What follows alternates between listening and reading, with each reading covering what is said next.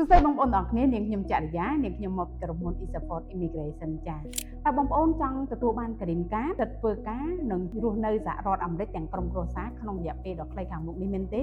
បងប្អូននាងខ្ញុំចង់ណែនាំបងប្អូនកម្មវិធីមួយគឺជាកម្មវិធី Skill Worker ដែលអនុញ្ញាតឲ្យបងប្អូននិងក្រុមគ្រួសារទៅធ្វើការរស់នៅនិងសិក្សានៅសហរដ្ឋអាមេរិកតិចជាងរយៈពេល2ឆ្នាំតែប៉ុណ្ណោះចា៎តម្រូវការនៅក្នុងការដាក់ពាក្យនេះដែរតម្រូវឲ្យបងប្អូនមាន Bachelor Degree មានបទពិសោធន៍ការងារ2ឆ្នាំឡើងទៅ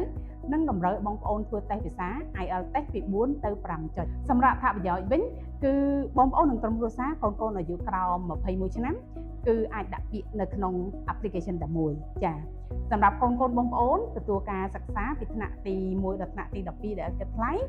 បងប្អូននិងក្រុមគ្រួសារអាចធ្វើការនិងរស់នៅកន្លែងណាក៏បានដែរនៅក្នុងសហរដ្ឋអាមេរិកមិនត្រឹមតែប៉ុណ្ណោះទេបងប្អូនទទួលបានអត្ថប្រយោជន៍អាចស្នើសុំសញ្ជាតិអាមេរិកក្នុងរយៈពេល5ឆ្នាំក្រោយបន្ទាប់ពីបងប្អូនកាន់ Green Card ចា៎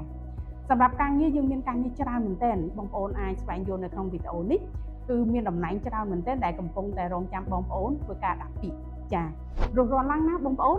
កន្លែងមានកំណត់ចា៎ជួបគ្នានៅវីដេអូក្រោយៗទៀតសម្រាប់ព័ត៌មានលម្អិតបងប្អូនអាចធ្វើការទំនាក់ទំនងមកក្រុមហ៊ុនយើងគ្រប់ពេលវេលាអរគុណជម្រាបលា